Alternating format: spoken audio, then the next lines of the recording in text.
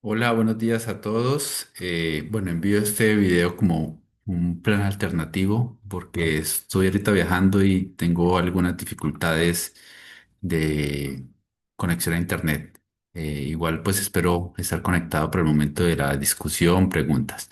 Bueno, yo voy a cubrir la primera parte que es más la parte global de Candida auris y Patricia les hablará sobre ya algunos puntos específicos de la situación en Colombia. Bueno, entonces, entrando en tema, aquí para recordar mis conflictos de interés, pero vale la pena resaltar por qué la importancia de la Candida auris y por qué este microorganismo ha venido llamando la atención. Esto lo discutimos brevemente en la primera clase de Introducción a la Epidemiología Global de las Micosis y no sé si han tenido el chance en los días anteriores de hablar un poco más de esta cándida, pero pues vale la pena recordar su alta resistencia antifúngica, algo que es novedoso para las cándidas, su capacidad de transmitirse, sea de persona a persona o de personas al ambiente, y luego del ambiente estas personas se contaminan, ¿sí? Cuando hablo de ambiente me refiero a ambiente hospitalario, y pues cuando me refiero a personas que se infectan son personas con factores de riesgo que son más susceptibles especialmente a las infecciones invasoras. Y finalmente, pues sabemos que esta cándida puede generar brotes hospitalarios. Desde el primer reporte de caso publicado en el año 2009, pues lo que hemos visto es que la Candida auris prácticamente se ha expandido a todo el mundo. Incluso desde el 2018, pues el CDC en su página web decidió no seguir actualizando el mapa porque ya la distribución de este microorganismo era global y un poco difícil de seguir. Pero prácticamente sabemos hoy en día que se encuentra en todo el mundo y se ha hablado de una emergencia global de este hongo, ¿sí? En distintas regiones geográficas de forma simultánea. Se habla actualmente de cinco clados, incluso ya hay un sexto clado. Los clados 5 y 6 han sido menos reportados. Los clados uno, 3 y 4 han sido los clados que se han reportado con mayor frecuencia y que se han asociado con brotes. Incluso pues también lo que se ha aprendido de la experiencia es que cuando se empezaron a identificar los primeros casos en los Estados Unidos, al hacer la investigación de estos casos y hacer los análisis genéticos relacionados a los aislamientos identificados, se pudo observar que estos aislamientos estaban vinculados a clados genéticos donde aquellos pacientes que habían presentado la infección previamente habían tenido una atención médica, ¿sí? En la cual pues se sospecha que haya ocurrido la infección y posteriormente la importación de esa infección a los Estados Unidos. Entonces, está muy claro, ¿sí? Importaciones traídas desde el sudeste asiático, Sudáfrica y Sudamérica, en el caso de los Estados Unidos. Entonces, con relación a la Candida auris, podríamos hablar que hubo un tiempo prepandemia y un tiempo pospandemia. Para el caso de las Américas, los primeros casos fueron reportados en Venezuela en el año 2012. Allá fue donde se empezaron a reportar los primeros casos. 2014-15 salió la primera publicación de esos casos. También alrededor del año 2015 se empezaron a identificar los primeros casos en Colombia, en la costa Caribe del país, en la ciudad de Santa Marta. Posteriormente, pues se identificaron más brotes, principalmente Santa Marta, Barranquilla, Cartagena y en Bogotá, más o menos en el año 2016. Patricia me va a hablar un poco más de eso. En el 2016 también los Estados Unidos empezaron a tener sus primeros casos. En el 2017 Canadá y Panamá. Y en el 2019 Chile y Costa Rica reportaron casos individuales. Los países anteriores que mencioné se caracterizaron por tener brotes intrahospitalarios y transmisión continua. Luego llegó la pandemia y todo cambió, ¿sí? Más países se incluyeron en esta lista, incluso algunos países como por ejemplo México presentaron brotes muy grandes, aquí hablando específicamente de la ciudad de Monterrey, pero también se reportaron casos en Perú, en Guatemala y en Brasil. Incluso aún en Brasil siguen habiendo brotes esporádicos. Y uno de los países más recientes en la región fue Argentina. Argentina reportó sus dos primeros casos en el mes de noviembre del año 2022 y pues desde ese entonces no han reportado casos nuevos.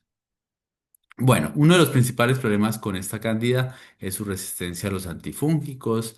Aquí para mostrar algunos reportes, los cuales describen altas tasas de resistencia a los azoles, tasas considerables a los polienos y una baja resistencia a las equinocandinas, la cual pues en pandemia sí se vio principalmente en los Estados Unidos, que en algunos lugares aumentó un poco debido a la ocurrencia de brotes asociados a aislamientos que presentaban resistencia a la equinocandina.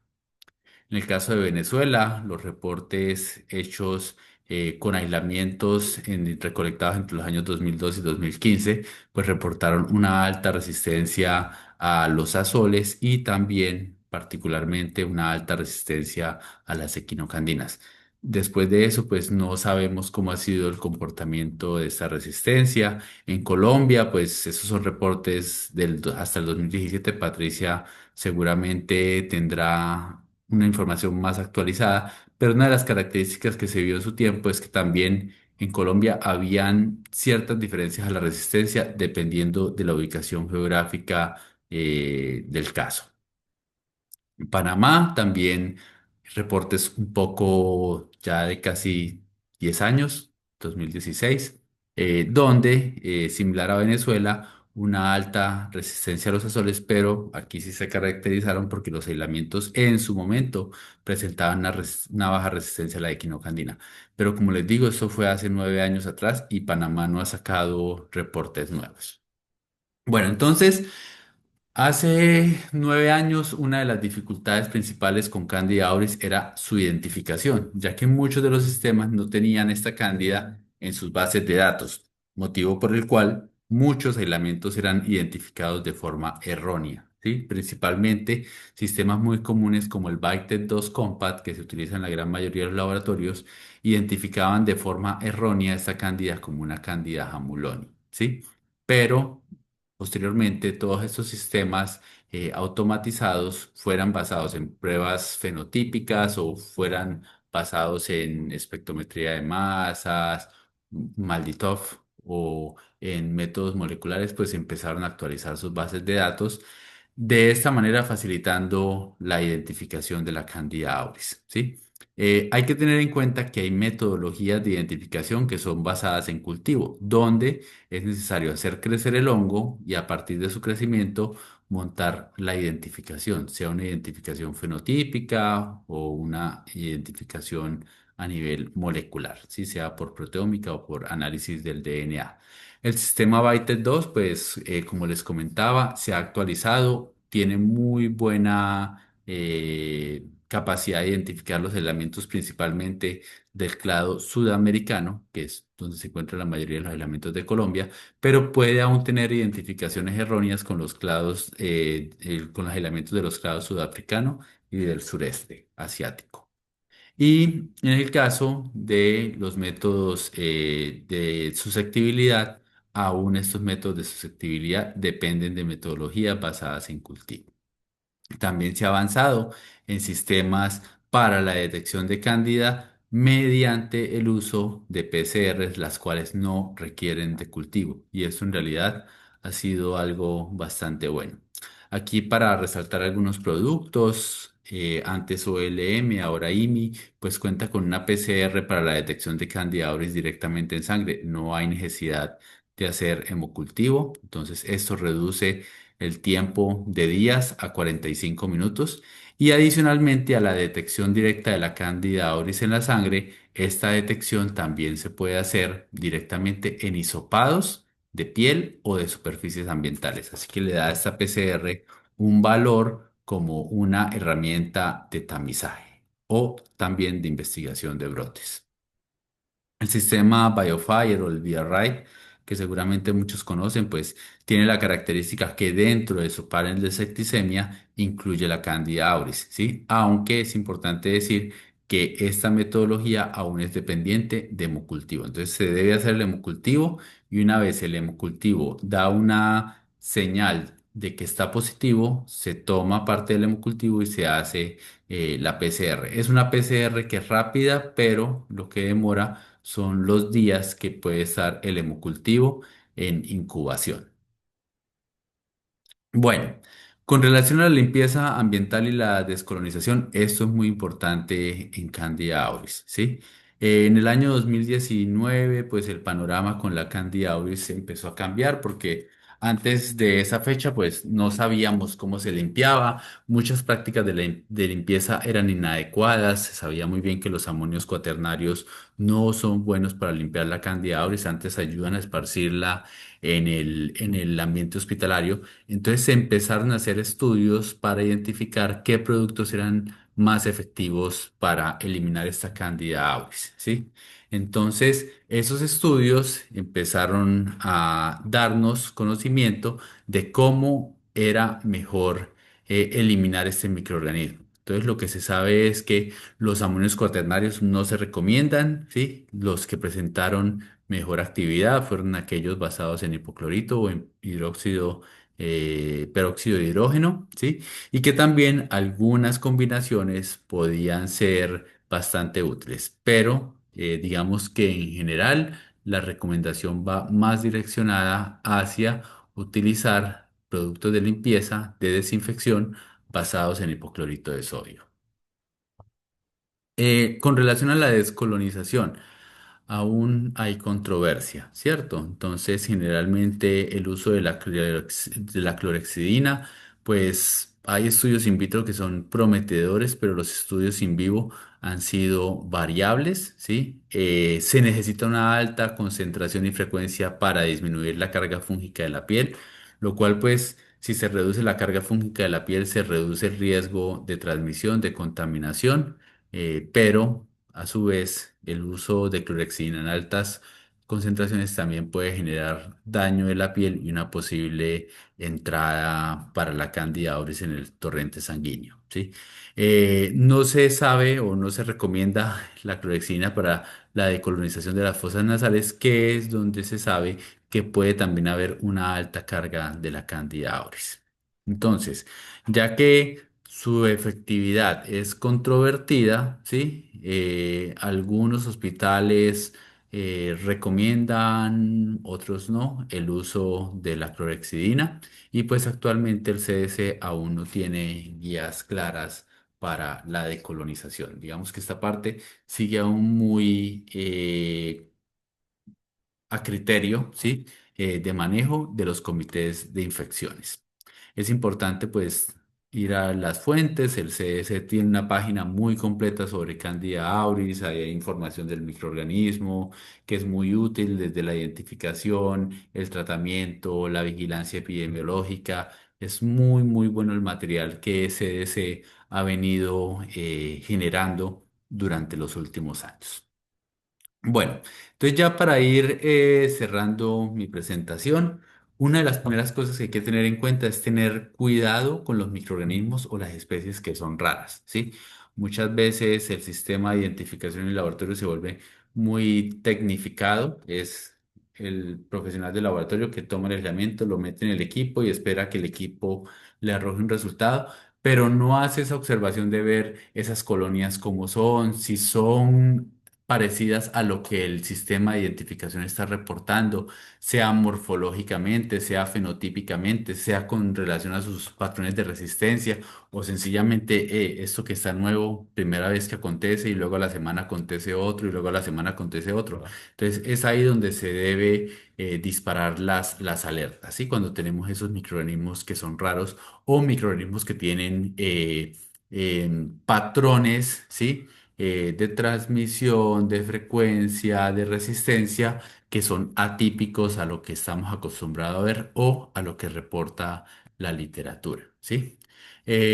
Al principio pues teníamos esa dificultad, ¿no? Que estábamos diagnosticando infecciones con tecnologías de hace mucho tiempo. Aquí sencillamente esta es una imagen de la fijación de complemento. Aquí una persona en CS hace casi 50 años haciendo la fijación de complemento y pues una de nuestras colegas en Medellín aún haciendo la fijación de complemento casi después de 50 años. Entonces, tenemos esa dificultad de que estamos utilizando en algunos campos tecnología de hace muchos años. No es que esté diciendo que sea mala tecnología, pero son tecnologías que pueden ser más demoradas, pueden ser menos precisas, pueden ser más o menos costo efectivas, ya que requieren una alta capacidad técnica y de laboratorio. ¿Sí?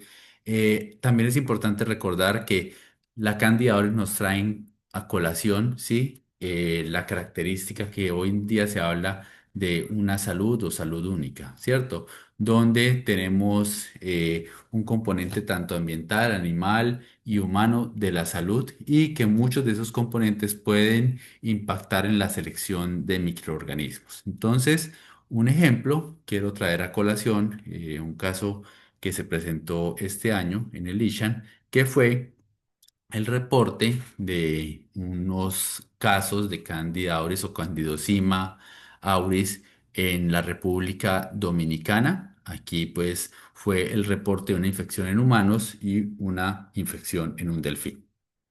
Eh, no voy a entrar en detalles en el caso humano, pero sí quiero ir al caso del delfín. Este fue un animal que estaba en cautiverio, se le hicieron unas pruebas de tamizaje de frecuencia en el acuario donde estaba y pues a partir de ahí creció una cándida y cuando se hizo la identificación, se llegó a identificar que esta cándida era una cándida auris. Pero vale la pena resaltar que ese laboratorio hacía tanto el Malditox como el Byted XL y el sistema convencional identificó de forma errónea esa Candida auris como una Candida guillermondi. Ahorita no recuerdo el nuevo género de la Candida guillermondi, es no me lo tengo aún en la cabeza metido. Entonces, miren acá la importancia de tener herramientas de tamizaje más precisos, ¿no? Si no hubiese estado ese maldito disponible, el aislamiento hubiese sido liberado como resultado, como una cándida completamente diferente. Entonces, ya cuando se entró a ver las características de ese microorganismo, pues tenían un patrón un poco diferente a como solemos ver la Candida auris en el laboratorio, eran unas colonias más bien cerebriformes, secas, ¿sí? Y las levaduras eran pequeñas, elongadas, no eran lo que acostumbrábamos a ver con Candida auris, incluso quedamos como con la duda, como que será que eso sí en realidad es una Candida auris, de pronto el sistema Byted 2, el sistema de Malditov se equivocó. Pero efectivamente, al hacer las pruebas, por ejemplo, de crecimiento en alta salinidad, alta temperatura, empezaron a dar la susceptibilidad también se asociaba a cómo se comportan las Cándidas auris presentando resistencia al fluconazol y pues siendo así se pidió ayuda a colegas expertos para que nos ayudaran a identificar esas identificaciones moleculares, ¿sí? Y esas pruebas de susceptibilidad. Entonces, se hicieron estudios de susceptibilidad en Colombia y estudios de whole genome sequencing en los Países Bajos. Las pruebas de susceptibilidad en Bogotá, pues confirmaron sí, la resistencia de este microorganismo al fluconazol. Y también pues hubo la oportunidad de hacer verificación de nuevos antifúngicos, siendo el aislamiento también susceptible a estos nuevos antifúngicos. Eso es bueno. Ya con relación a los análisis moleculares, pues en los Países Bajos se hizo unos análisis de whole genome sequencing con el fin de identificar y efectivamente, sí, Sierna Candida auris y esta Candida auris incluso estuvo estrechamente relacionada con los aislamientos de la India o lo que llamamos clado 1 o clado sudasiático, ¿cierto? Entonces, queda aquí la duda, ¿de dónde un delfín de la República Dominicana pudo haber adquirido una infección por Candida auris de un clado de la India? No sabemos, ¿cierto? Se hicieron también análisis para buscar mutaciones asociadas a genes de resistencia. Afortunadamente no. No se encontraron genes o mutaciones asociadas a los genes más comunes para resistencia a los antifúngicos, ¿sí? Y pues entonces eso nos deja con las dudas de cómo se puede generar esa resistencia al fluconazol. ¿Será que de pronto pueden ser unos mecanismos de resistencia diferentes? Eso lo pueden hablar ahí con Andrés, que fue una de las personas que hizo esta parte del estudio y pues que también ha sugerido esas teorías. Bueno, entonces es importante decir que la Cándida auris ha llamado la atención. ¿Por qué? Por lo que les comentaba, ella llegó a romper muchos paradigmas de lo que eran convencionalmente las infecciones por levaduras del género Cándida. Es muy importante la vigilancia y notificación y yo quiero aquí resaltar el trabajo que el Instituto Nacional de Salud ha hecho en Colombia. Muchas veces dicen, es que Colombia tiene mucha Cándida auris. Yo creo que Colombia busca más Candida auris que otros países y por eso es que los números son superiores a los números reportados por otros países de la región. Como les comenté, han salido reportes muy buenos, muy precisos en medios de comunicación muy destacados, pero también ha habido algunos medios de comunicación que han hecho desaciertos bastante grandes, como lo comentaba la profe Carolina la semana pasada, pero la cuestión es que está ahí, ¿cierto? Están los medios, medios de comunicación escritos, virtuales y hasta incluso en escenarios hipotéticos o series de televisión. Entonces, este es un ejemplo de una serie que se llama El Residente, donde ocurre un brote por Candida auris y vemos estas dos personas en la primera escena, uno con el PPE completo, la máscara, la bata, los guantes, el otro normal, ¿sí? Y de estos dos hay uno que está haciendo una mala práctica. ¿Cuáles creen ustedes? Es el que está más protegido, ¿cierto? Él le dice, usted no tiene que vestirse así porque esto no se transmite como el coronavirus, ¿sí? Aquí es asociado a transmisión por contacto, ¿cierto? Entonces, él está haciendo una mala práctica porque está con esa bata, con esos guantes, paseándose por todo el hospital y lo que está haciendo es ese material de protección que está contaminado, no lo está confinando, sino que lo está sacando fuera del área de confinamiento. Entonces, ahí hay un error bastante grande en el control de brotes por Candida auris. Y el segundo escenario es también la parte mediática, y es el gerente del hospital, llegan los medios de comunicación a hablar que hay un superhongo que está matando a la gente y empiezan todos los problemas asociados con los medios de comunicación y al mal manejo de la información. Entonces, por eso es muy importante saber manejar la información, hablar con la verdad, manejar la información de la forma correcta y no, pues de pronto por miedo, ocultar, porque eso muchas veces puede dar pie a que se generen noticias falsas o conclusiones que no son acorde a la situación. Nuevamente, la Candida auris trae muy a colación el papel de la salud única, donde, como les decía, la salud humana está conectada a la salud animal y a la salud medioambiental y se han propuesto que la Candida auris posiblemente se ha venido adaptando a nosotros y ha venido adquiriendo su resistencia a los antifúngicos, su resistencia a la temperatura debido a los cambios climáticos y a la exposición ambiental a los antifúngicos. ¿Sí? Entonces, lo que ellos proponen es que esta cándida, que era libre en el medio ambiente por el calentamiento global, empezó a generar más resistencia a la alta salinidad, a las altas temperaturas. Luego pasó a un hospedero intermediario, el cual lo acercó a los centros humanos y finalmente pues llegó a los hospitales donde encontró una población susceptible para generar infección, ¿no? Entonces se habla mucho de todo este componente medioambiental, el involucrarse hospederos intermediarios que pudiesen mantener esa cadena de transmisión. Y también me gusta mucho este podcast que desde Radiolab ya tiene un parcito de años, es del 2020. Habla el profesor Arturo Casadeval, habla Tom Schiller. Y es una charla bastante agradable sobre cómo pudo haber ocurrido la Candida auris. Bueno, y ya para terminar, recordarles que la próxima semana va a ser la semana de conciencia por las infecciones fúngicas. Empieza el lunes de la próxima semana. Aquí están descritos los temas que van a ser cubiertos este año. Pueden ir a la página del CDC, allá van a encontrar más detalles de la agenda que va a haber para cada día. Bueno, siendo así, cierro mi presentación. Nuevamente quiero darle las gracias y bueno, y quedo atento para las preguntas y discusión. Muchas gracias.